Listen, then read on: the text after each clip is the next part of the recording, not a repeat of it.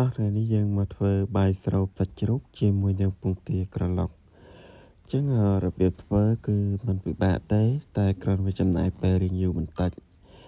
ហើយចំពោះសាច់នេះដែរយើងប្រឡាក់ត្រូវគឺវាមានរសជាតិឆ្ងាញ់អញ្ចឹងជាដំបូងគឺយើងចាប់ផ្ដើមធ្វើការប្រឡាក់សាច់ហើយសាច់នេះដែរយើងទិញមកពីផ្សារមកយើងអាចផ្លះខ្លួនឯងក៏បានអាចឲ្យគេផ្លះឲ្យហើយក៏បានដែរយើងផ្លែបានកាន់តែស្ដាងវាកាន់តែល្អយើងផ្លែរួចរាល់យើងលាងសម្អាតវាស្អាតហើយយើងបុកខ្ញីបុករំដេងសិនណានេះខ្ញីប្រើមួយគល់រំដេងមួយគល់ដែរយើងបុកដើម្បីយកទៅប្រឡាក់សាច់យើងបុកវាឲ្យម៉ត់តមកយើងបុកខ្ទឹមស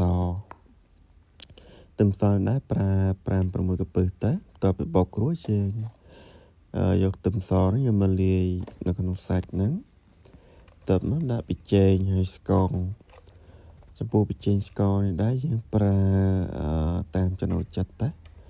ប៊ីចេងប្រើមួយចុងស្លាបព្រាស្ករសខ្ញុំប្រើផ្អើលជាចូលជា2-3ស្លាបព្រាបាយដែរហើយប្រើទឹកប្រេងខ្យងនេះគឺបរិមាណវាមិនច្រើនប្រហែលទេបើយើងគិតជាស្លាបព្រាទៅប្រហែលជាមិនដល់2ស្លាបព្រាផងតោះមកយើងនឹងដាក់ម្សៅស៊ុបបន្តិចទៅហើយទឹកស៊ីអ៊ីវធម្មតាបន្តិចនិងទឹកស៊ីអ៊ីវខាប់បន្តិចទៅដើម្បីឲ្យវាមានពណ៌បន្តិចណាតោះមកយើងចាប់ផ្ដើមយកខ្ញីដែលយើងបុករួចហ្នឹងគឺយើងច្របាច់យកទឹកវាខ្ញីបើសិនយើងដាក់ទាំងកាកគឺវាអាចជាហឹរអត់ទៅឆ្ងាញ់ហើយខ្ញីដែរគឺយើងដាក់ដើម្បីឲ្យវាមានរសជាតិឆ្ងាញ់បន្តិចហើយក៏វាជួយឲ្យសាច់ផុយបន្តិចដែរតមកទៀតយើងច្របាច់រំដេងហើយរំដេងនេះដែរដោយសារវាអត់តែមានទឹកទេអញ្ចឹងក៏ខ្ញុំលាយជាមួយនឹងកាកវាបន្តិចទៅហើយជាមួយស្លឹកក្រូចសើចបន្តិចទៅហើយបើសិនយើងថែមម្រេចបន្តិចទៀតក៏បានដែរតមកយើងចាប់ដើមបាត់វាទុករួចយកវាទៅក្លាសេក្នុងទូទៅសាច់នេះដែរខ្ញុំប្រឡាក់ទុកវាមួយយប់គឺយើងប្រឡាក់ពេលយប់ទៅទុកស្អែកឡើងយើងយកវាទៅជាតិហើយតោះមកយើងចាប់ផ្ដើមធ្វើជ្រក់នេះដែរគឺយើងមានអីទេមានតែការ៉ុតបន្តិចមកឆៃថាវហើយនឹងត្រសក់អញ្ចឹងឆៃថាវនេះយើងចាត់វាជាចំណិតតូចបែបនេះតោះមកយើងច្របាច់វាជាមួយអំបិលដើម្បីឲ្យវាបាត់ហាងអញ្ចឹងយើងច្របាច់វារហូតទាល់តែទន់តោះមកការ៉ុតក៏យើងច្របាច់ជាមួយអំបិលដែរគឺយើងច្របាច់វាឲ្យទន់បន្តិចទៅដើម្បីយើងយកវាទៅធ្វើជាជ្រក់ជាមួយនឹងក្រូចឆ្មាអញ្ចឹងចំពោះការ៉ុតហើយនឹងត្រសក់នេះគឺយើងប្រើការ៉ុតកន្លះមើមរីឯត្រសក់វិញប្រើចំនួន2ទៅ3ផ្លែទៅយើងប្រើច្រើនពេកគឺវាច្រើនដែរយើងញ៉ាំមិនអស់អញ្ចឹងណាយើងបន្តច្របាច់វាឲ្យទន់ទៅរួចយើងយកវាទៅលាងទឹកចេញលាងទឹកចេញពីវាសាទៅដើម្បីកុំឲ្យវាប្រៃតមកយើងមកបុកខ្ទឹមម្ទេសស្ករប៊ីចេងនេះដើម្បីធ្វើជាទឹកត្រីកោះកុងផងដើម្បីយកទឹកត្រីហ្នឹងទៅធ្វើជាមួយជ្រក់ផងចេះយើងបុកហើយយើងច្របាច់ក្រូចឆ្មាបែបអីចូលទៅដាក់ទឹកត្រីបន្តិចទៅហើយយើងភ្លក់មើលទៅបើសិនជាខ្វះខាតអីយើងថែមថយតាមនឹងមកតមកយើងមកលាយគ្រឿងជ្រក់យើងមានដាក់ប៊ីចេងបន្តិចទៅស្ករសបន្តិចទៅហើយប្រើម្សៅស៊ុបបន្តិចហើយបន្ទាប់មកគឺយើងដាក់ទឹកត្រីដែលយើងបានបុករួចចូលនិងច្របល់វាឲ្យសព្វទៅយើងច្របល់វាឲ្យចូលជាតិបន្ទាប់ពីច្របល់ឲ្យចូលជាតិយើងអាចភ្លក់មើលទៅបើសិនជា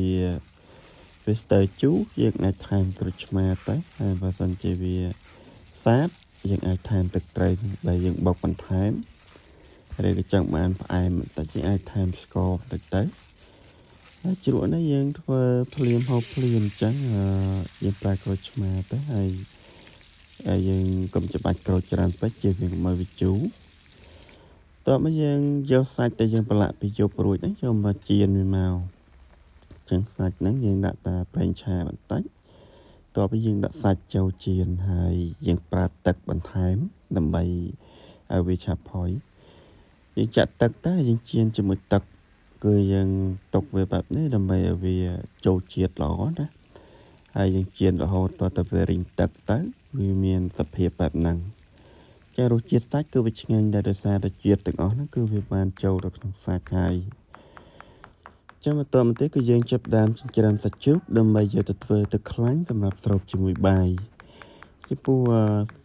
ទឹកខ្លាញ់នេះដែរគឺខ្ញុំប្រើសាច់ជ្រូកលាយជាមួយនឹងខ្លាញ់ជ្រូកទឹកយើងចិញ្ច្រាំវាឲ្យម៉ត់ទៅបន្ទាប់មកយើងចាប់ផ្ដើមដាក់ប្រេងឆាដាក់ខ្ទឹមសចូលរំលីងឲ្យវាឡើងឈ្ងុយយើងដាក់សាច់ជ្រូកចិញ្ច្រាំនឹងចូលចំពោះបរិមាណនេះដែរគឺយើងអាចដាក់ច្រើនគឺវាកាន់តែឆ្ងាញ់វាមានជាតិសាច់ច្រើនតែបើអ្នកទាំងអស់គ្នាមិនចង់ដាក់ច្រើនទៅយើងអាចដាក់តិចក៏បានដែររួចហើយយើងរំលីងវាឆាវាឲ្យតទៅឆ្អិនបែបនេះយើងចាប់ផ្ដើមដាក់ទឹកចូលបន្តិចសិនដើម្បីកុំឲ្យវាខ្លាចតមកដាក់អំបិលស្ករបចេងសំទោសអំបិលអត់បានដាក់ទៅគឺយើងដាក់ម្សៅស៊ុបហើយយើងដាក់ប៊ីចេងស្ករទៅហើយទឹកប្រេងខ្យងតមកគឺយើងរលីងវាឲ្យវាចូលជាតិល្អសិនជាមួយគ្នាហើយចាំយើងបន្ថែមទឹកវាតាមក្រោយចឹងពុះបរិមាណទឹកនេះខ្ញុំប្រើប្រហែលជាចូលកន្លះដបហើយបើសិនជាគេចង់បានយើងខាប់បន្តិចគឺគេអាចវាយពងទាឬក៏ពងមាន់ដាក់ស្រោចវាចូលទៅវារៀងខាប់បន្តិចហើយតែខ្ញុំអត់ដាក់ទេដោយសារខ្ញុំប្រើសាច់វារៀងគួរសមដែរហើយតោះមកយើងគ្រាន់តែហាន់ស្លឹកខ្ទឹមដាក់ចូលនេះទៅហើយយើងឆាវារហូតទៅវាឆ្អិនល្អហើយយើងអាចប្រឡត់ភ្លើងដាក់វាចុះបានហើយអញ្ចឹងរបៀបធ្វើគឺងាយស្រួលទេហើយបាយអ្វីដែលឆ្ងាញ់គឺទឹកស្រូបខ្លាញ់នឹងឯងហើយតទៅទៀតយើងចាប់ផ្ដើមក្រឡុកពងទាដើម្បីយកទៅចៀនចឹងពងទាឬក៏ពងមាន់នេះយើងក្រឡុកវាចូលគ្នាទៅហើយយើងដាក់តែម្សៅស៊ុបបន្តិចបានហើយជៀសវាងដាក់គ្រឿងដិតដើម្បីកុំឲ្យវាប្រៃពេកយើងដាក់តែម្លំណាហើយយើងចៀនវាទៅវាអាចចៀនបានស្ដើងក៏កាន់តែឆ្ងាញ់ដែរដោយសារតែនៅពេលយើងយកស្រូបជាមួយបាយទៅគឺវាឆាប់ចូលជាតិគ្នាល្អចឹងបន្ទាប់ពីយើងចៀនពងទារួចពងទានេះគឺយើងយកវាទៅហាន់ជាចំណិតសរសៃទៅហើយសាច់ក៏ដូចគ្នាដែរគឺយើងហាន់វាជាចំណិតសរសៃដូចគ្នាបែបនេះទៅគឺវានៅពេលដែលយើងស្រូបទៅគឺវាមានរសជាតិឆ្ងាញ់ចូលជាមួយនឹងបាយចឹងយើងបន្តមកដួសបាយដាក់សាច់ចឹងមកហើយដាក់ពងទាតិចទៅហើយការថតនេះគឺខ្ញុំថតស្អីបានស្អាតទេដោយសារដៃមួយខាងកាន់ថតដៃមួយខាងដួសសាច់ទៅចឹងវាពិបាកតិចវារៀបមើលឃើញទៅស្អាតណាចឹងដាក់សាច់ដាក់ពងទាចូលហើយយើងដាក់ត្រសក់បន្តិចទៅហើយការ៉ុតបន្តិចដល់មកហើយយើងស្រូបជាមួយទឹកខ្លាញ់ទៅទឹកខ្លាញ់នេះដែរយើងកុំទាន់អានស្រូបច្រើនខ្លាចវាត្រលាន់ណាដោយសារតែខ្ញុំប្រើសាច់មានខ្លាញ់ចឹងទៅវារៀងចេញខ្លាញ់រៀងច្រើនអញ្ចឹងវាអាចត្រលាន់បើសិនអ្នកទាំងអស់គ្នាខ្លាចត្រលាន់អ្នកទាំងអស់គ្នាកុំទៅប្រើខ្លាញ់ច្រើនពេក